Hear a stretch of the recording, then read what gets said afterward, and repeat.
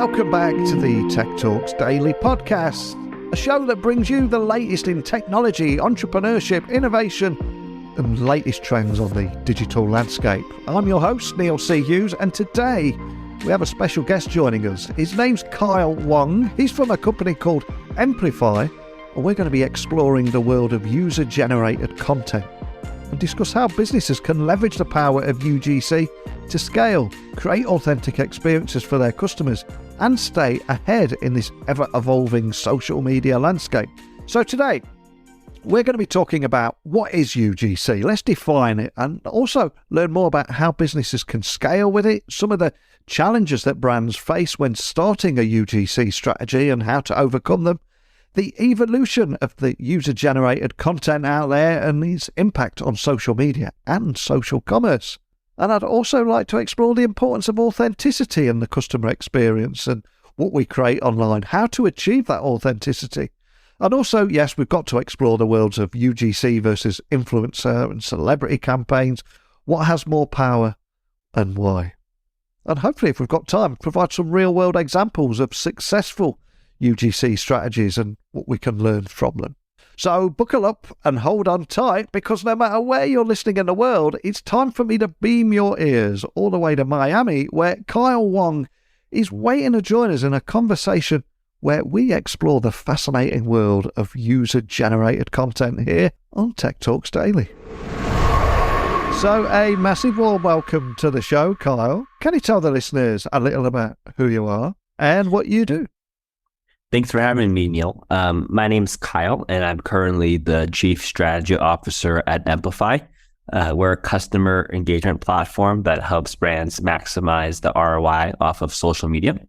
And before that, I was the founder and CEO of a company called Pixly, which specializes in the UGC, ratings interview, and influencer marketing space. And we basically power a lot of the customer stories in UGC that you see when you go online shopping. And our company was acquired by Emplifi in October. Fantastic. So much we're going to be talking about today. But before we do, just to set the scene for the conversation, can you define exactly what user-generated content is, or UGC, and how businesses can scale with UGC too? Yeah. So if people are in the marketing space today, UGC is probably one of the hotter topics. But for those that are less familiar with the concept, a great way to think about it is through the lens of customer stories and word of mouth marketing. Word of mouth marketing, as many people here are familiar with, it's not a new concept. It's been around for thousands and thousands of years. But the only difference today, Neil, is that with smartphones and social media, that word of mouth marketing has become a lot more scalable.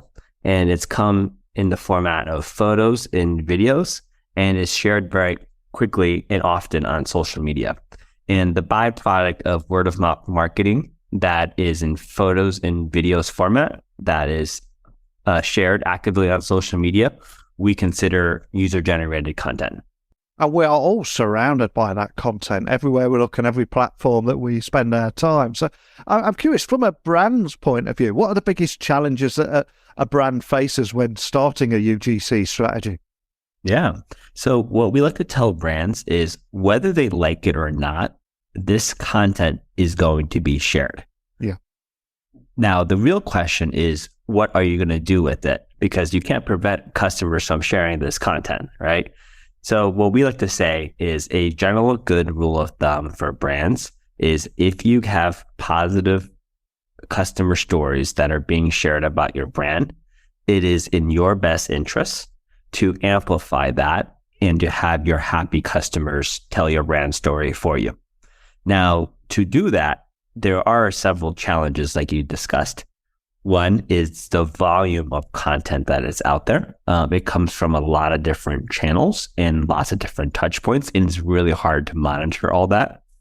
Second, I would say is legal permissions and brand safety. You want to make sure that the content is brand appropriate, and you want to make sure that you also have the legal rights to use it. And then last but not least, when it comes to actually putting the content in the right place, the volume of the content and the speed of the content makes it really, really hard to do manually.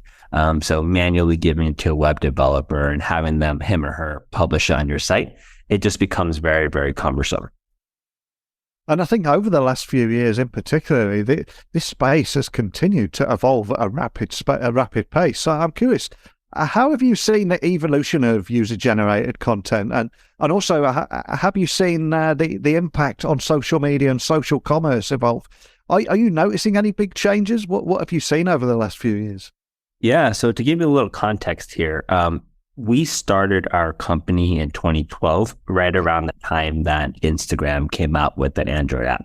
So in terms of trends that we got to ride, we probably got to ride some of the biggest trends in terms of user-generated content. Most notably, the development of various visual social media platforms like Instagram, Snap, TikTok, Pinterest, etc. But also the exponential increase in the quality of photo taking and photo editing technology. So in terms of what's changed over the past decade, I would say for us, it's really how the improvement in both photo taking quality and editing has really democratized creativity. And what I mean by that is before you needed a expensive camera, a DSLR camera, maybe some photo editing skills, some Photoshop skills, etc. And the barrier for everybody to take high quality images and videos was rather high. Today, basically anyone that has a smartphone has access to a phenomenal camera. And as a result of that, there's a lot more diversity in the content that is being shared.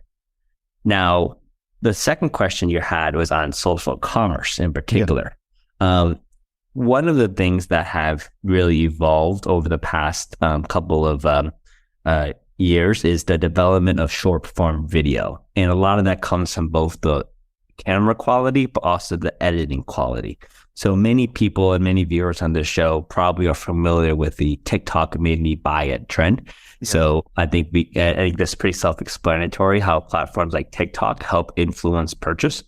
But what I think is another nuance that most brands are not thinking enough about today is that social media isn't just a great top of the funnel opportunity. It's actually a phenomenal middle of the funnel opportunity. Because if it's not the first touch point that a consumer has with the brand, it might be the next touch point, and it might be where they go to better learn and research about the brand. So as a result of that, I think probably a lot of companies have not fully shifted that mentality based on that thesis. And of course, another big word in this space is authenticity. So again, I'm curious, how can businesses create authentic experiences for their customers? Because customers can see through any desperate campaigns, can't they, that are not authentic? Yeah. So I think, especially with the rise of e-commerce in particular, I think it's pretty safe to say that when people are buying products or experiences online, they want to hear from other customers. And if you think about some of the most successful companies in this space, if you look at, say, the Amazon website, Amazon's website is probably 60%, if not more, customer content between views, Q&A, photos, videos, etc. And it's a great example of how social proof is not just a nice to have, but something that actually impacts the bottom line of a brand's P&L. Now, the area around authentic content that I think people don't think enough about, it's both one, the variety of content, and two, the diversity of the content. Because like we talked about before, there's so many more content creators today. They're creating so much more content than ever before. That diversity and that variety of content actually allows brands to tell a more holistic brand story. And I think the space can be incredibly daunting for many brands out there. So can you tell me a little bit more about, the power of UGC versus things like influencers and celebrity campaigns, because there's so much going on there, isn't it? Yeah, and this is a question I get all the time. And, it's like, should we do a UGC campaign? Should we work with celebrities? Should we work with influencers? And what's the definition between the two? What's the cutoff, right? Between macro and micro influencers, for example. And the reality is, all these things are not mutually exclusive.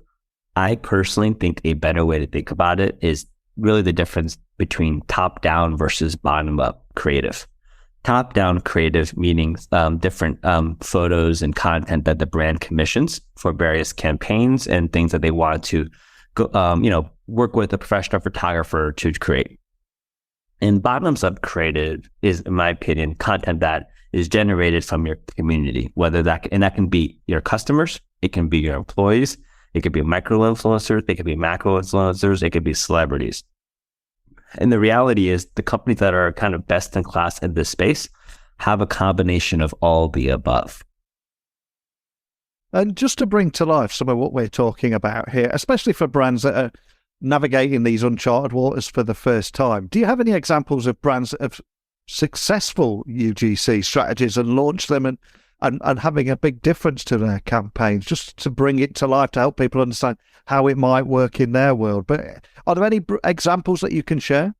Yeah. So some companies that I think their whole business model is effectively built on UGC, Rent the Runway, Amazon, like we talked about, Yelp, TripAdvisor, Shein, right? These are all companies where if you look at their site and why people come to their site, user-generated content is a big reason why they come to that site. In addition to them, I think Airbnb and Sephora also do a great job in their particular categories. And a lot of what they're doing is just showcasing their community and allowing their community to participate in that story with them. And I love how all the brands you mentioned there, they are the younger, fresher brands that seem to be having a real impact out there. And I think a lot of the older brands should be taking note of this. And on that side of things, I've got to ask, how do you see the next evolution of social media management for brands? Is there any other trends that you're starting to notice gather pace? Yeah, so I think there's probably three things, Neil, that are worth mentioning.